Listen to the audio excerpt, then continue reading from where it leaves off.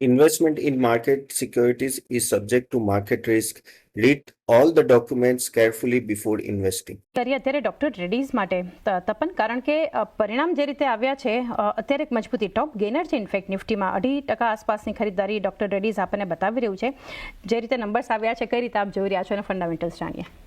Doctor રેડ્ડીના કહીએ તો ડિસન્ટ ટાઈપ ઓફ નો નંબર છે અને ઓલમોસ્ટ 11%નો ગ્રોથ યર ઓન યર. પણ જે મેઇન વસ્તુ છે કે એમની અમુક કોમેન્ટરી જે તે CDMOમાં એ લોકો 100 મિલિયનનું ટાર્ગેટ કર્યા છે ફાઇનાન્શિયલ 26. એક કહી શકે કે એસ્ટિમેટ સામે એમને થોડું પ્રોફિટેબિલિટી ઓછો આવ્યો છે. ખાસ કરીને એનું રીઝન હતું કે નોર્થ અમેરિકામાં સેલ છે ને ઓલમોસ્ટ 11%થી ઓછો આવ્યો છે અને એને લીધે ઇબીટા માર્જિનમાં પણ ઇમ્પેક્ટ આવ્યો છે.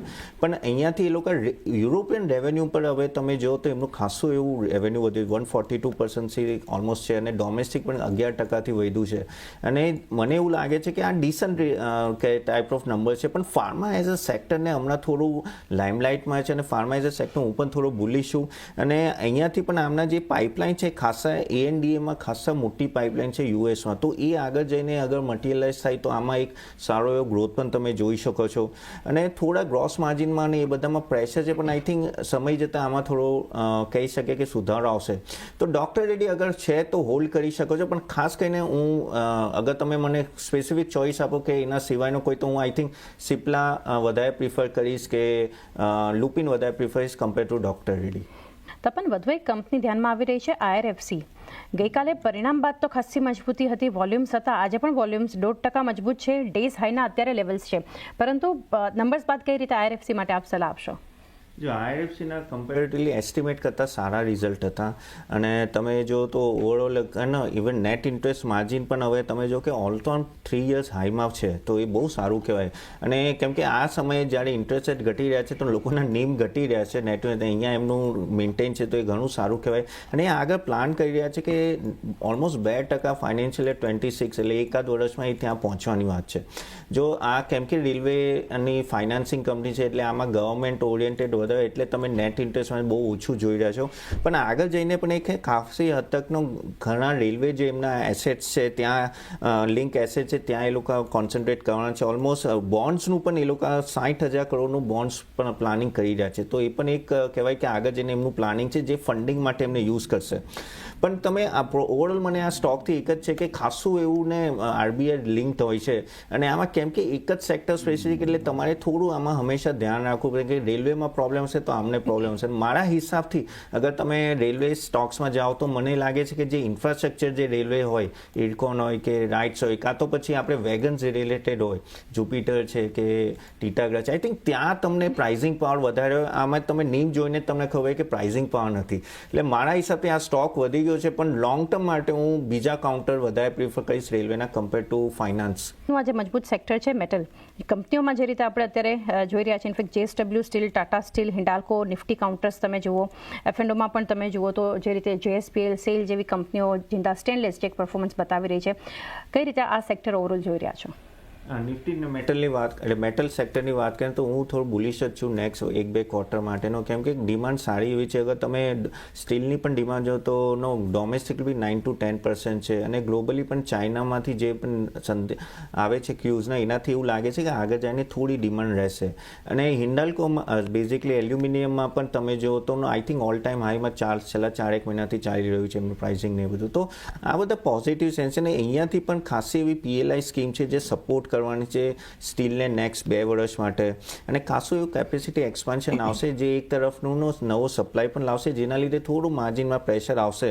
પણ મને એવું લાગે છે કે અહીંયાથી તમે મેટલ સેક્ટર થોડું શોર્ટ ટર્મ માટે ફોકસ કરી શકો છો. ઓફકોર્સ આમાં ટોપિક મારો JSW સ્ટીલ રહેશે. અગર તમે સ્ટીલમાં જોશો, કેમ કે એમનું જે રિઝલ્ટ આવ્યું છે ઘણું સારું ને કન્સિસ્ટન્ટલી પરફોર્મે કર્યું છે.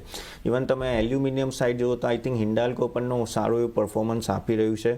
અને અહીંયાથી મને એવું લાગે છે કે metal as a sector mid term positive છું. આગળ જઈને પણ આ 1-2 ક્વાર્ટર પછી we have to see the global tools અને પછી ડિસિઝન લઈ શકે. ખાસ કરીને ટેરિફ, જે રીતે ટેરિફના ન્યૂઝ આવશે એ રીતે મેટલ ઇન્ડેક્સ રહેશે. એટલે હંમેશા યુએસના જે ટ્રેડ ડીલ્સ થઈ રહ્યા છે અલગ કન્ટ્રીના સાથે એ પણ તમારે નજરમાં રાખવી પડશે. માટે એક લોંગ ટર્મ વ્યૂ તમે જોઈ રહ્યા છો, કારણ કે જે રીતે ફાર્મા હેલ્થકેર આખી સ્પેસ આપણે સાથે ચર્ચા કરતા આવ્યા છીએ, અને ટેરિફ તો આપણે જાણીએ છીએ કે કદાચ કોઈ અપડેટનું ક્યારેક આપણને એક રિએક્શન પણ બતાવે છે, પરંતુ આપણે લોંગર ટર્મ એક ચર્ચા કરી રહ્યા છીએ. તો આ સેક્ટર તમે કઈ રીતે જોઈ રહ્યા છો, કઈ રીતે એક અપ્રોચ હોવો જોઈએ આગળ? જો આપણે આ સેક્ટરની વાત કરીએ તો ફાર્મા એઝ એ જીડીપીને પણ ખાસું મોટું કોન્ટ્રીબ્યુશન છે જીડીપીમાં પણ, અને જે રીતે હમણાં હાલચાલ છે એ પ્રમાણે ફાર્મા આઈ થિંક અહીંયાથી પણ સારું જ રહેશે. ઓફકોર્સ થોડું આ ટ્રમ્પનું જે ચાલી રહ્યું છે કે કદાચ ટેરિફ લગાડશે એ બધી વાતો છે, પણ મને લાગતું નથી કે એટલું મેજર આવે. કદાચ 5-10% આવે તો વસ્તુ અલગ છે. પણ આમાં તમે જો તો ઇન્ડિયા ફાર્મર સેક્ટર પણ તમે ઓવરઓલ જુઓ તો જેનરિક પણ જુઓ તો ઓલમોસ્ટ આપણે 8% ગ્રોથ થયું છે એન્યુઅલી, અને આગળ જઈને પણ ઘણા બધા ઓલમોસ્ટ કહી શકે કે $100 મિલિયન તો ઘણા બધા પેટન્ટ એક્સપાયર થઈ રહ્યા. તો જેનરિકમાં એક બહુ મોટો સ્કોપ બની રહ્યો છે, અને યુએસ માર્કેટ જે છે ને આપણું 40% એક્સપોર્ટ ત્યાંથી જ આવે છે. અને અગર તમે જો તો વર્ષે 21% ગ્રોથ ઓલમોસ્ટ રહ્યો છે છેલ્લા 1 વર્ષથી. અગર આપણે એક્સપોર્ટની પણ વાત કરીએ, કાફી બધી આપણી કંપનીઝનો યુએસમાં એક મેજર પાર્ટ છે, જે તે લુપિન છે, સિપ્લા છે ને, એ લોકોનું ઓલ ટાઈમ હાઈ યુએસમાં સેલ્સ થઈ રહ્યું છે. અને જેનરિક અગર આપણે વાત કરીએ કે ઓલમોસ્ટ 90% જો એમનું માર્કેટ છે ને ત્યાંથી ઓલમોસ્ટ 47% ઇન્ડિયાથી જાય. તો આ દેખાય છે કે ઇન્ડિયાનો કેટલો મોટો પાર્ટ છે ત્યાં યુએસમાં, અને આગળ જઈને મને એવું લાગે છે કે આ વધવાનું છે, ઓછું નથી થવાનું.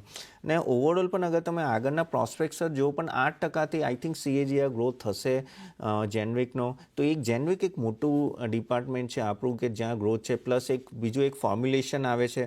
પણ સૌથી ઇમ્પોર્ટન્ટ જે હું આમાં કોન્સન્ટ્રેટ કર્યું છે CDMO બિઝનેસ પર. CDMO એટલે કોન્ટ્રાક્ટ ડેવલપમેન્ટ મેન્યુફેક્ચરિંગ ઓર્ગેનાઇઝેશન. તે એક બહુ મોટો સ્કોપ છે અહીંયાથી.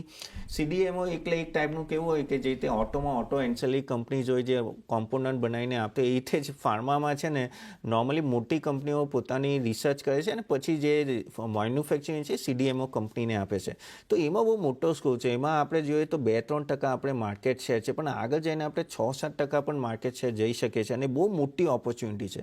ચાઇના +1 પોલિસીમાં, કેમ કે ચાઇના નંબર 1 છે આમાં CDMO, અને એનું મોટું અહીંયા આવશે કહી શકે કે મેન્યુફેક્ચરિંગ. તો આગળ જઈને મને એવું લાગે છે કે આ સૌથી વધારે ગ્રો આ ડિપાર્ટમેન્ટ થશે, અને એમાં 15%થી વધારે ગ્રોથ આપણે પિછલા અમુક વર્ષોથી જોયો છે. આગળ તમે ડબલ ડિજિટના ગ્રોથ જોશો અહીંયાથી.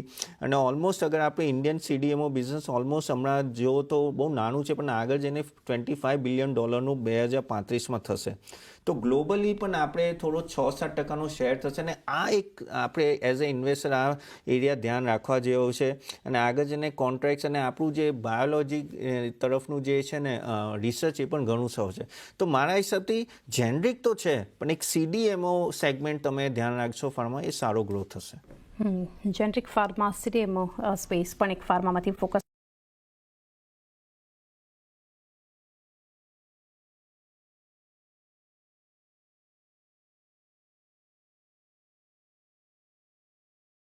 મહિનામાં જુઓ તો કોઈ ખાસા પોઝિટિવ રિટર્ન્સ નથી, પરંતુ 2 સેશન્સથી આ સ્ટોક આપણે જોઈ રહ્યા છીએ એક મજબૂત, અત્યારે પણ ઓલમોસ્ટ ડેઝ હાઈની આસપાસ છે. ફંડામેન્ટલી કઈ રીતે તમે જોઈ રહ્યા છો ભારતીય એરટેલ કંપનીને?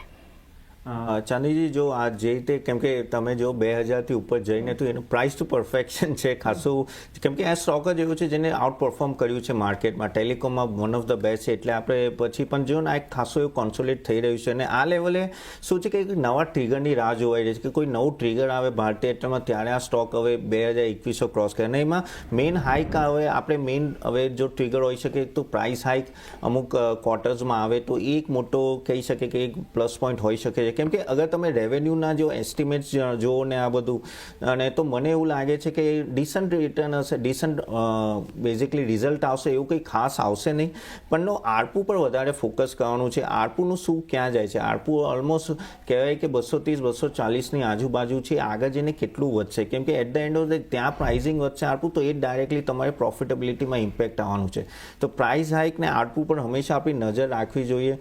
ઇબિટામાં થોડો ડીપ આવ્યો તો હવે એના ઉપર એક એ રીતે કામ કરી રહ્યા છે, પણ કેપેક્સ ઓફકોર્સ એ બહુ મોટું કરી રહ્યા છે. 5Gમાં બહુ મોટું કેપેક્સ છે, એના લીધે તમે ઇબીટા પર ડાયરેક્ટ ઇમ્પેક્ટ આવી રહ્યો છે. એટલે અને એ રહેવાનું છે, કેમ કે 5Gનું જે રીતે રોલ આઉટ થઈ રહ્યું છે, બેઉ જીઓ અને ભારતી ઘણા એગ્રેસિવ છે અને આગળ જઈને બ્રોડબેન્ડમાં પણ ખાસું એ લોકો ઇમ્પ્રુવમેન્ટ કરી રહ્યા છે. તો આ બધા ન્યૂઝ જોઈને એક વસ્તુ તો શ્યોર છે કે આનું પ્રોસ્પેક્ટ્સ બહુ સારું છે, પણ પ્રાઇસ ટુ પરફેક્શન છે હમણાં આ સ્ટોક. તો વેલ્યુએશનની દ્રષ્ટિએ મને એવું લાગે છે કે થોડી રાહ જોઈને નીચેના લેવલે લેવું, પણ આ સ્ટોક એવો છે કે તમારા પોર્ટફોલિયોમાં હોઈ શકે છે. ડેફિનેટલી પોર્ટફોલિયોમાં એક સમાવેશ કરી શકો છો. થોડા એક નીચા વેલ્યુએશન પર એક વ્યૂ ભારતી એરટેલ પર આપણે ચર્ચા કરી. ત્યારબાદના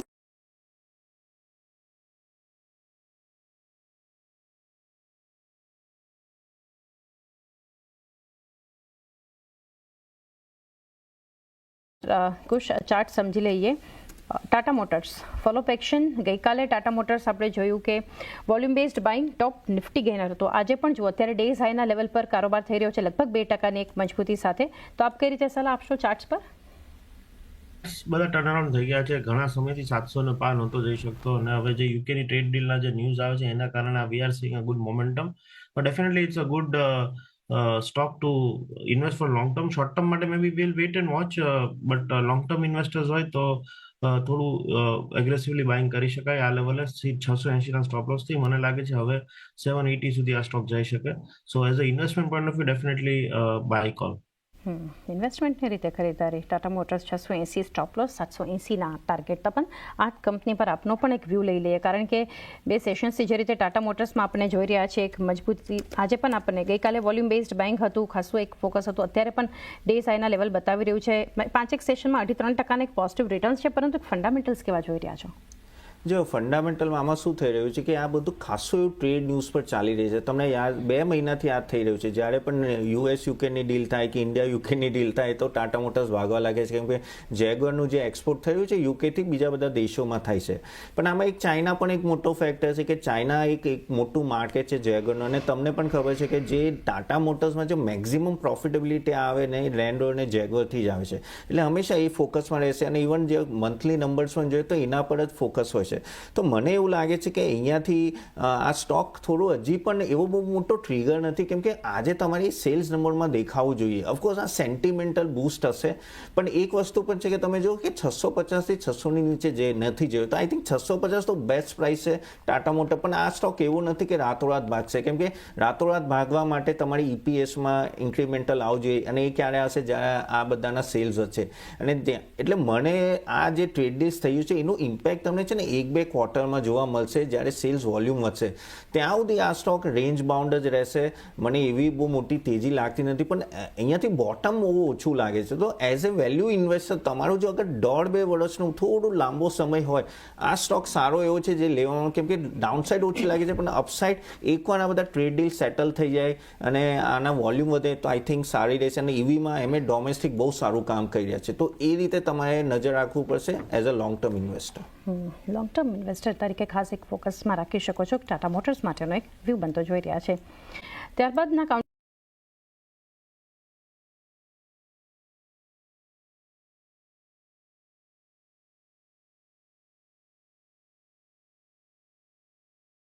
दोस्तों हमारा नेक्स्ट सेशन अटेंड कीजिए जहां हम लोग बताएंगे किस तरह से अच्छा पोर्टफोलियो बना सकते हैं आप equity, mutual fund, bonds, ETF, IPO में. तो एक डाइवर्सिफाई पोर्टफोलियो जो आपको फाइनेंशियल गोल अचीव करने के लिए मदद है. तो लिंक मैंने कमेंट बॉक्स में दिए, जरूर अटेंड कीजिएगा. और आप चाहते हो कि आपका पोर्टफोलियो अच्छा बने तो आप हमारे वेबसाइट को भी अटेंड कीजिए www.catapan.in, जहां हमने equity, bonds, mutual fund, ETF, IPO के बारे में किस तरह से हम लोग बाय और सेल रिकमेंडेशन देते हैं, along with the research reports, weekly session और काफी सारे रिसर्च ऑन डेली और वीकली बेसिस आपको मिलते हैं. तो www.catapan.in भी जरूर अटेंड कीजिएगा.